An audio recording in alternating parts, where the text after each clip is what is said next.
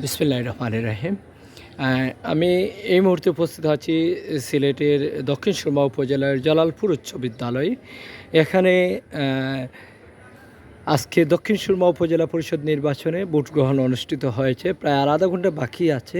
এর মধ্যে প্রায় আপনার ৩৯০০ ভোটারের মধ্যে প্রায় ১৩০০-র মতো ভোট কাস্ট হয়েছে, যেটা 30%-এর উপরে আমরা দেখতে পাচ্ছি। আসলে এটা অনেক বেশি ভোট। বিভিন্ন সেন্টারে কিন্তু এই ধরনের ভোটও কাস্ট হয় নাই। এই মুহূর্তে আমি রয়েছি জালালপুর উচ্চ বিদ্যালয়। এখানে প্রিসাইডিং অফিসারের দায়িত্ব পালন করছেন গৌতম পাল, দক্ষিণ সুরমা উপজেলার কৃষি কর্মকর্তা। তিনি প্রিসাইডিং অফিসারের দায়িত্ব পালন করছেন। আপনারা জানেন আজকে ষষ্ঠবারের মতো প্রথম ধাপে সারা বাংলাদেশে প্রথম ধাপে দক্ষিণ সুরমা উপজেলা পরিষদ নির্বাচন হচ্ছে।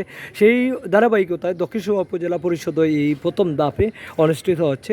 আমরা এই প্রথম ধাপের আজকের নির্বাচনের প্রায় শেষ দিকে, প্রায় 4টার দিকে শেষ হয়ে যাবে, আর মাত্র আধা ঘন্টা রয়েছে।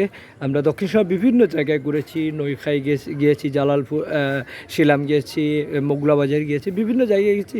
ভোটারের এই যে পরিবেশ, ভোটদানের সবাই ভোটার উপস্থিতি কম, মহিলা ভোটারদের উপস্থিতিও কম, পুরুষ ভোটারদের উপস্থিতি যতটুকু ছিল তার হচ্ছে কোনো ধরনের বিশৃঙ্খলা বা কোনো ধরনের নাশকতা বা কোনো ধরনের বিশৃঙ্খলা হয় নাই।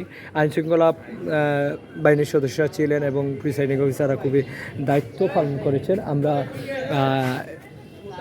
এই মুহূর্তে রয়েছি, আবারও বললাম, যে জালালপুর উচ্চ বিদ্যালয়। এখানে ৩৯০০ ভোটারের মধ্যে প্রায় ১৩০০-র মতো ভোট কাস্ট হয়েছে। একটু পরে রেজাল্ট ঘোষণা করা হবে, আধা ঘন্টা পরে ভোট গণনা করা হবে। ভোট গণার পরেই আজকে দক্ষিণ সুরমা উপজেলার কান্ডারি কে হবেন সেটাই নির্বাচিত ফলাফল জানা যাবে। তবে আমরা সেই ফলাফল জানতে হলে আমাদের প্রায় হয়তো ইলেকশনের ভোট গ্রহণের প্রায় ২-২.৫ ঘন্টা অপেক্ষা করতে হবে। তো আমি ভিডিওটি আর লম্বা করছি না, সবাইকে অসংখ্য ধন্যবাদ জানাচ্ছি এবং ভিডিওটি যারা দেখবেন সবাই শেয়ার করে অন্যদের দেখার সুযোগ করে দেবেন।